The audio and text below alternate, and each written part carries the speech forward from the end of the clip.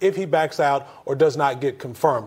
For more on this, let's welcome in North Dakota Senator Kevin Cramer. Senator, good morning, and thank you for joining us this morning. I know that you have personally met with Pete Hegseth earlier this week. What can you tell us about your meeting? How did it go? Well, I thought it was a great meeting. It was productive. It was frank. It was maybe even a little uncomfortable at moments, but we're all adults, and I was very pleased. I asked a lot of tough questions. He had all the right answers. And more importantly, I believed him. You know, a lot of people are trained to give good answers, but you don't always believe him. I believed Pete, looking him eyeball to eyeball, talking to his wife a little bit. But also, you know, in preparation for that and since, I've looked at a lot of the allegations and who the allegations are coming from, and more importantly, the lack of names associated with these allegations and faces. And I'm just more convinced that this has been more of a smear campaign with a lot of exaggeration.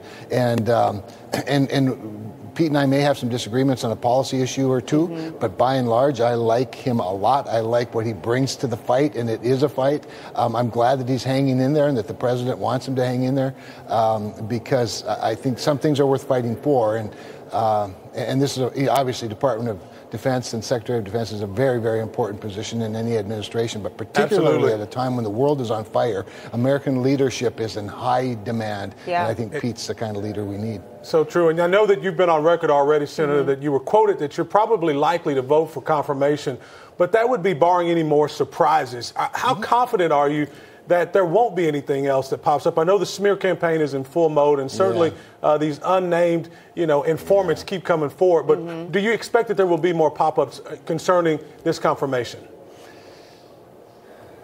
Well, it's interesting because clearly over the course of time, Democrats have and the left have become more aggressive in terms of smear campaigns. You know, there was the Brett Kavanaugh one, which was a single person. She came forward, and revealed herself. But they've sort of taken this tactic now, where you find that a few things, exaggerate them, pile on, if you will, over the course of time. So do I expect that? Sure, there very well could be. But one of the most important questions, maybe the most important question I asked Pete was, are there any surprises? Because in our business, surprises kill you. Pete not having experience in politics, God love him. And he said, we've racked our brains, have thought through it, can't think of anything else that could come up that unless somebody makes something up. So we'll have to wait and see if that happens. But for now, I think Pete, he's doing the right thing. I will say this, Pete, eyeball to eyeball, pretty humble guy. I mean, he is kind of in awe of all of this opportunity that's been presented to him. And for a guy that's been around the world, that has his own celebrity, I was impressed with that. Absolutely. I want to ask you, are there any other nominees who could face an uphill battle in getting confirmed, in your opinion? Oh, I think there probably are some. We're already hearing, names of concern. Tulsi Gabbard comes up a lot.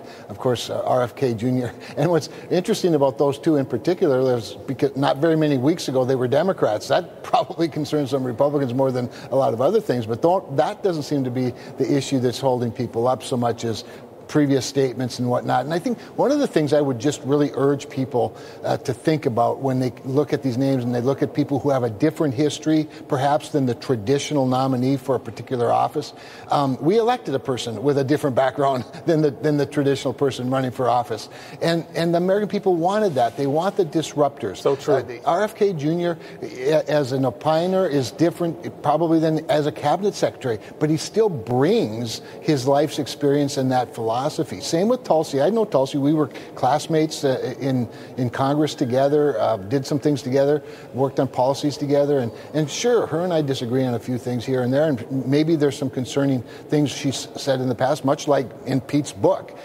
But when you're now, a nominee or at least being floated as a nominee for an office with very specific responsibility, I think you have to give people's life's experience more credit than a lot of people do. A lot of times people look at things through a binary lens, right? And so these are people I trust, that I love, that have proven themselves to be leaders, thought leaders, and Donald Trump trusts them, and I think we ought to trust all of them. We've got about 20 seconds, Senator. I want to get your take. I know you've been a really outspoken proponent of reducing government overreach and getting the federal government out of the private lives of Americans. What can you tell, and what can you and the Republican Senate and House do that can actually reduce the size of government? I know that's a big mandate for the MAGA mandate that Donald Trump received election night. What can we do to reduce the size of government?